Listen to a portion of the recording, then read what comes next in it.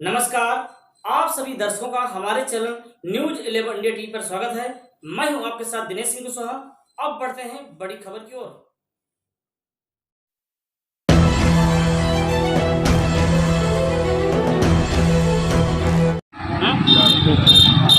इस समय पहाड़ी पर जैसे कि बता दें, अभी एक व्यक्ति आए हुए हैं जो अयोध्या यात्रा के लिए जा रहे हैं। आप जानते हैं कि कहां से कहां तक यात्रा है और कितने दिनों से पैदल यात्रा कर रहे हैं और क्या क्या यात्रा में कठिनाइयाँ हो रही हैं। क्या नाम है आपका? अच्छा, जैसे आप अयोध्या जा रहे हैं तो कहाँ से आपने यात्रा प्रारंभ की और कहाँ तक जाएंगे?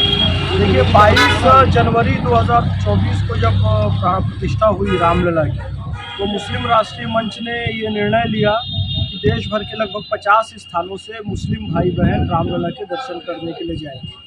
तो लखनऊ से टीम गई, मुंबई से, जयपुर से, पटना से, अलग अलग जगह से मुस्लिम भाई जा रहे हैं। इसी क्रम में चित्रकूट से अयोध्या तक पद यात्रा का दायित्व मुझे मिला मुस्लिम राष्ट्रीय मंच के द्वारा। चित्रकूट से ये यात्रा 23 फरवरी 2024 को निकली है और ये 6 मार्च 2024 को अयोध्या रामलला के दर्शन के लिए जाएगी। 13 दिन की पद यात्रा प्रयागराज होते हुए 325 किलोमीटर तय करेगी और ये मान के चलिए कि 6 मार्च को लगभग 300-350 मुस्लिम भाई रामलला के दर्शन करेंगे। तो चित्रकूट से अयोध्या तक की ये पद यात्रा है। जैसा कि आप यात्रा में जा रहे हैं और तमाम प्रकार की कठिनाइयाँ भी होंगी, क्योंकि रहने का और भोजन का, इसमें क्या प्रकार से आप व्यवस्था की इसकी? देखिए, कहा गया है कि जहाँ पर कृपा राम की होई ता पर कृपा करे सबको। जिस पर राम की कृपा होती है उसको सब कृपा करते हैं। हनुमान को वर्षा कर तुम्हें प्रणाम और राम काज किन्हें बिना मोहि कहा विश्राम। जब राम काज करते हैं तो फिर विश्राम का कोई स्थान नहीं होता है। जब राम काज करने निकलते हैं तो सब हम पर कृपा करते हैं। जैसा कि हम चित्रकूट में थे, चित्रकूट में हमारे अभय महाजन भैया, उन्होंने सारी व्यवस्था बनाई। हमारे कुछ भारतीय जनता पार्टी के भाई बहन के अल्पसंख्यक मोर्चा के लिए कि हम पैदल चलते हुए पहाड़ी पहुँचे, तो यहाँ पर त्रिपाठी जी ने और कृष्णदास पांडे जी ने और सभी भाइयों ने कल तो हम उनके घर में उनके रात्रि विश्राम किया, भोजन पाया, उनके घर से बहुत स्नेह मिला। तो इस तरीके से पूरे मार्ग में कोई ना कोई भाई बंधु सेवा कर रहा है, सहयोग कर रहा है और ये यात्रा आगे बढ़ रही है।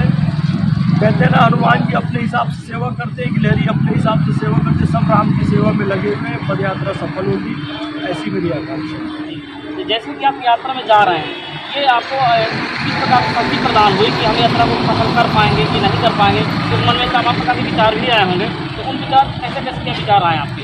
देखिए, बहुत सारे विचार आते हैं कि हो सकता है कुछ कट्टरपंथी लोग इसका विरोध भी करें, बहुत सारे लोग इसका समर्थन भी करें, लेकिन विरोध का डर और समर्थन की प्रसन्नता, ये दोनों से परे होकर, यानी कि यश की कामना और हमारा कुछ बुरा हो जाए, अनिष्ट हो जाए, इसका भय, इन दोनों को दूर करके ये देश की एकता, अखंडता और भाईचारे के लिए ये पद यात्रा चल रही है। और बहुत सारे ऐसे लोग ज़रूर हैं जो कि विरोध करते हैं। कुछ लोग कहते हैं कि भाई ये तो हिंदू बन गया है। मुसलमानों में कुछ कट्टरपंथी जो है, कुछ लोग सनातनियों में भी, हिंदुओं में भी कुछ कट्टरपंथी है। ये कहते हैं कि भाई ये मुसलमान हमको राम के बारे में बताएगा। लेकिन विरोध करने वाले कम है और समर्थन करने वाले ज़्यादा हैं। तो जो समर्थन करने वाले ज़्यादा हैं उनके ही समर्थन से पद यात्रा चल रही है। जो विरोधी भी है वो भी एक तरीके से सहयोग करें। जैसे राम जी जब निकले 14 वर्ष के, तो आप देखेंगे केवट मिले, शबरी मिली, निषादराज मिले, गिलहरी मिली, तो वहीं खरदूषण भी मिले, वहीं पर ये ताड़का, सुबाहु और ये शूर्पणखा, ऐसे लोग भी मिले। तो भगवान राम की प्रेरणा है कि दोनों तरह के लोगों को साथ लेकर और दोनों तरह के लोगों से प्रेरणा भी पाना है और इस यात्रा को पूर्ण करना है। जी, जैसे कि आपने विरोध की बात की, जैसे लगातार विपक्ष कहता रहा है कि मुस्लिम विरोधी सरकार चल रही है, यानी भाजपा को विरोधी सरकार बोलते हैं। क्या ऐसा कुछ आपको समझ में आ रहा है? देखिए, मैं भाजपा में नहीं हूँ, ना भाजपा का प्रवक्ता हूँ, लेकिन फिर भी मुझे एक भारतीय होने के नाते जो समझ आया कि आयुष्मान कार्ड योजना में मुझे एक भी केस ऐसा नहीं मिला कि कोई रहमान खान गया हो तो उसका इलाज नहीं किया गया हो और राम सिंह का इलाज कर दिया गया हो। आप उज्ज्वला गैस योजना में एक भी मुझे ऐसा केस नहीं मिला। अमीना बेगम गई हो तो उसको सिलेंडर नहीं दिया गया और लक्ष्मी देवी गई हो तो उसको सिलेंडर दे दिया गया। हर घर नल योजना में सबके घर नल लगे। और प्रधानमंत्री आवास योजना में तो सबसे ज्यादा मकान ही मुसलमानों को मिले हैं। ये लोग झूठा प्रोपेगेंडा चलाते हैं कि प्रधानमंत्री मोदी जी कोई मुसलमानों के खिलाफ है या उनके विरोध में अभियान चला रहे हैं। ऐसा बिल्कुल भी नहीं है। आप इन तमाम योजनाओं को उठाकर देख लीजिए और ये भी देखिए कि देश का विभाजन 1947 में किन लोगों के कारण हुआ, धर्म के आधार पर जो सेना की गिनती की गई किन लोगों के कारण हुआ, धारा 370-35 से बनी रही आतंकवाद कश्मीर में बढ़ता रहा तो किन लोगों के कारण हुआ, किन लोगों के कारण मुसलमानों को सबसे पीछे रहना पड़ा। सच्चर कमेटी की रिपोर्ट कहती है कि मुसलमान दलितों से भी पीछे हैं। तो कौन वो लोग थे जिन्होंने इतने समय तक शासन किया, मुसलमानों को इतना पीछे ढकेल दिया। और आज जब मोदी जी की सरकार बहुत अच्छा काम कर रही है, सबको साथ लेकर चल रही है, तो इनके पेट में दर्द हो रहा है। असल में दिक्कत यह है तुष्टीकरण की राजनीति खत्म हो गई, टोपी पहनने और पहनाने की राजनीति खत्म हो गई। अब मुसलमानों के विकास की राजनीति हो रही है, देश के 140 करोड़ लोगों के विकास की राजनीति हो रही है।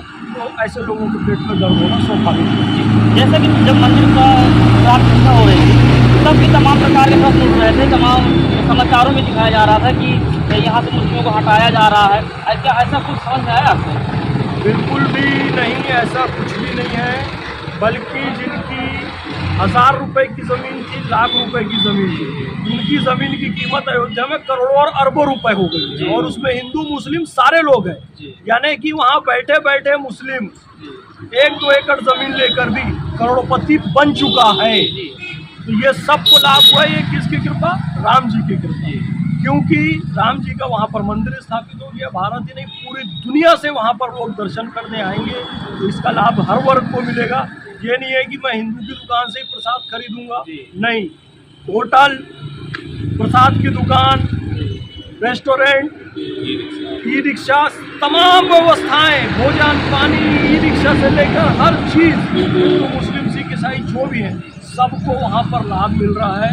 और रातों रात वो सब करोड़पति हो गए हैं, धन के आधार पर भी, सामाजिक आधार पर भी, प्रतिष्ठा के आधार पर भी और नैतिकता के आधार पर भी।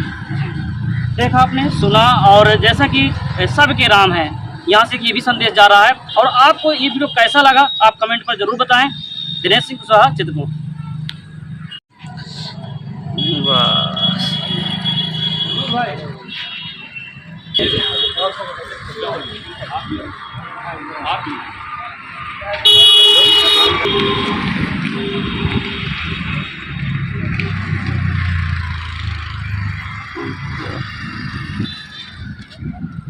भैया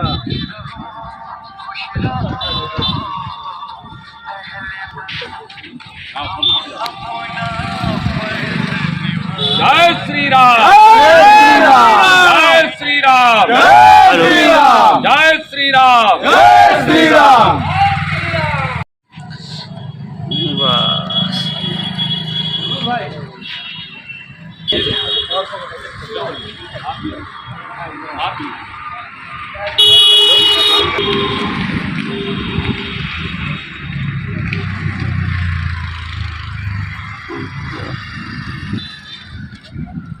भैया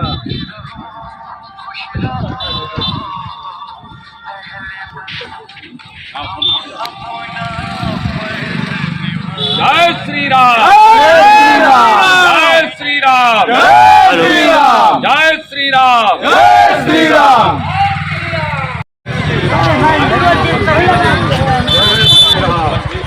आगे जाओ